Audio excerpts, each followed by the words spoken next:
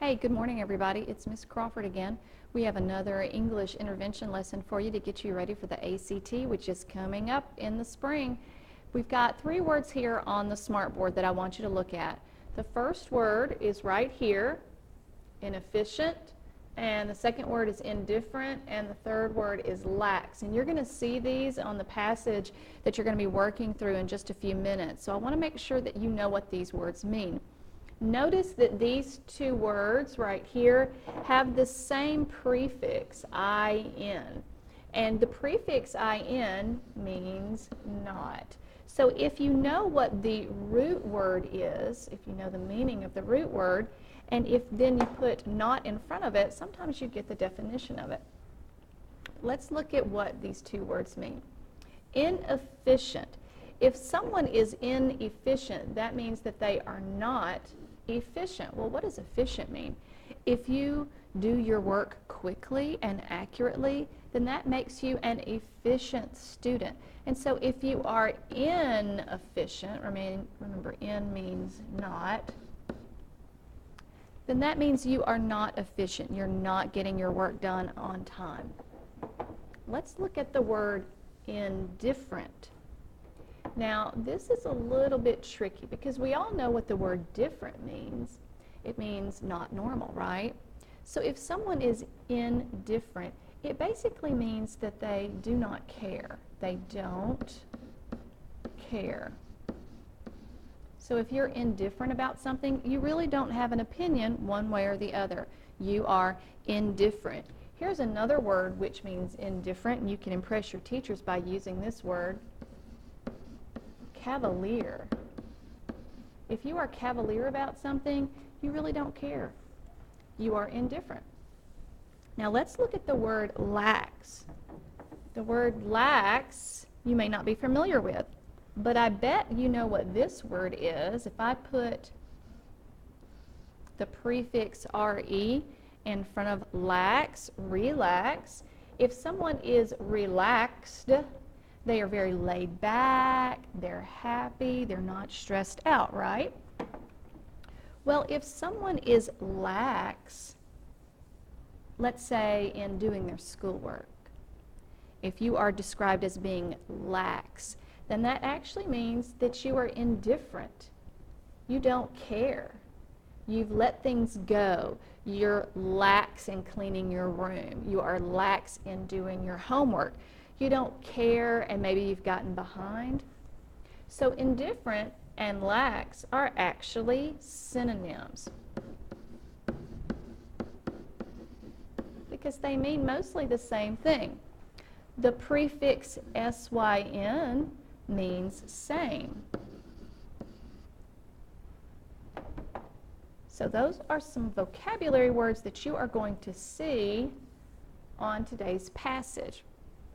Let's now look at some language, and I bet you know who this guy is. He's very popular. He's everywhere these days, TV, radio, you name it. And I want you to look at the 2 different ways that he's dressed. On the left-hand side, you see he's dressed in looks like a t-shirt. He's got a long gold chain. The t-shirt looks like it's made out of like camouflage material. He's got a bandana tied around his neck, and he's got his sunglasses on. This might have been his picture when he was at the premiere for Despicable Me, where his music plays a very important part. Now let's compare and contrast the picture on the left with the picture on the right. He's dressed very differently on the right. He's not wearing sunglasses. He's got on a pinstripe jacket. He's got a little tie, it looks like, and he's got a vest or a sweater underneath the jacket. And he's even got a handkerchief in the pocket. Now, on the left, you would say that he is dressed casual. And on the right, you would say he is dressed formal. Now, so just as there are 2 different ways of dressing for different occasions, there's 2 different ways of speaking. There is a casual way of speaking, and then there is a formal way of speaking. And on the ACT, When you are given language that looks casual, it's going to be wrong.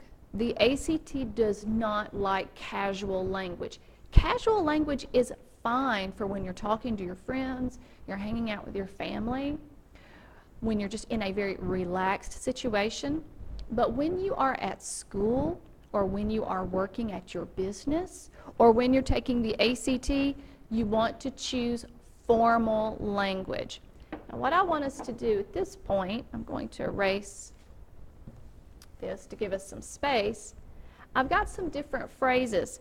Some of these phrases you are going to see in the passage that you'll be taking in just a few minutes, so pay attention. Let's look at this first one. I'm going to blow off school. Now, is that the way we talk when we're being more casual, or is that the way that we talk when we're being more formal? That's casual. Very good. I'm going to blow off school. The language blow off, I wouldn't call it slang, but it's very casual talk. What about this one? I will be absent today.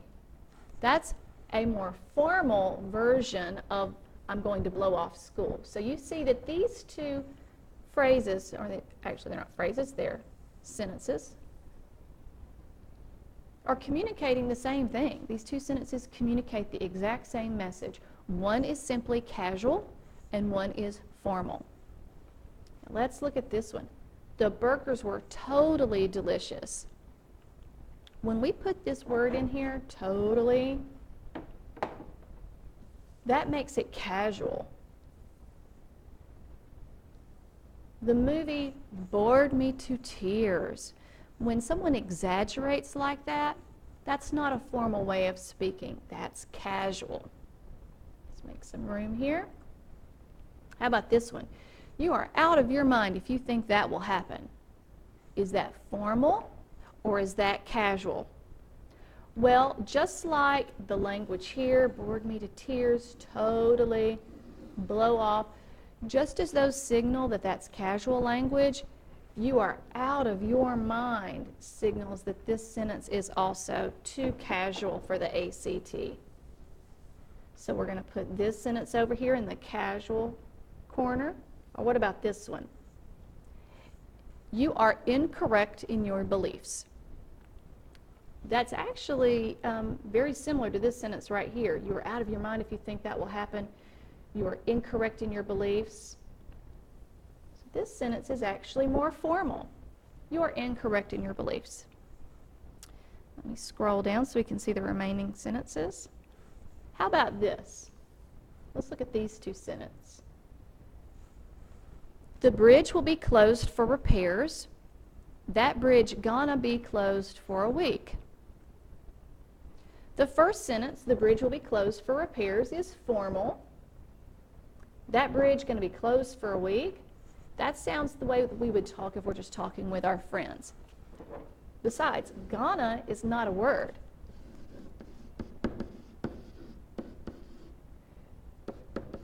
To make this sentence correct, you would need to say that bridge is going to be closed for a week. But we think that gonna is a word because that's the way we say going to. So that's casual. So remember that this language right here is okay when you're talking with your friends. Casual language is fine when you're talking with your friends. But when you are trying to go to work, when you are writing your papers in your classes, and when you're taking the ACT, this language is not to be used. So if you see language that is too casual, it's going to be incorrect. Okay, let's do a few more things so that you'll be prepared to do a really good job on the practice test that you'll be taking in just a minute. Let's go over some punctuation rules. Take a look at these four sentences. The words are all the same. They have simply been punctuated differently. The sentence says, the Supreme Court of the United States voted to uphold the law. Notice that each sentence has a different mark of punctuation in it. Look at the first sentence. The Supreme Court of the United States voted to uphold the law.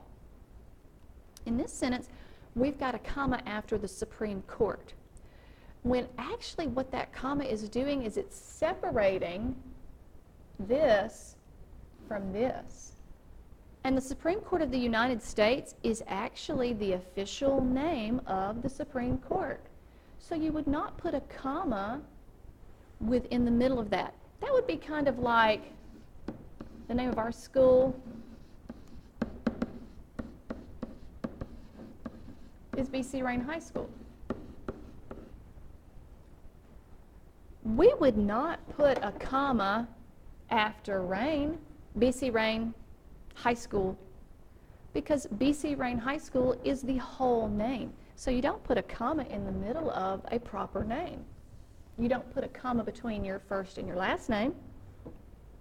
So number 1 is wrong. That first sentence is wrong. Let's look at the second sentence. The Supreme Court of the United States, semicolon, voted to uphold the law. Well, now we've got a semicolon in the middle of this sentence. So we've got the Supreme Court of the United States. That's the subject of the sentence. That's what this sentence is about. It's about the Supreme Court. Well, what did the Supreme Court do? They voted. So this is your subject and this is your verb. And in the middle of that sentence, we have a semicolon. Well, you don't use a mark of punctuation to separate the subject from the verb. They stick together. So there is no reason to pause there, so that sentence is incorrect as well. So I'm going to put an X beside that one. Let's look at the third choice. The Supreme Court of the United States, colon, voted to uphold the law. Again, we've got a mark of punctuation in the middle of the sentence separating the subject from the verb. And there's no reason to pause there. You don't put punctuation between the subject and the verb. So the third option is incorrect as well. And the last option, the Supreme Court of the United States voted to uphold the law. This sentence doesn't need any punctuation except at the very end. You do need a period to end your sentence. So this sentence is correct.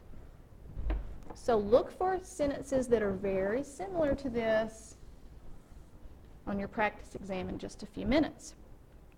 Now let's go back to this guy again. And let's look at these sentences.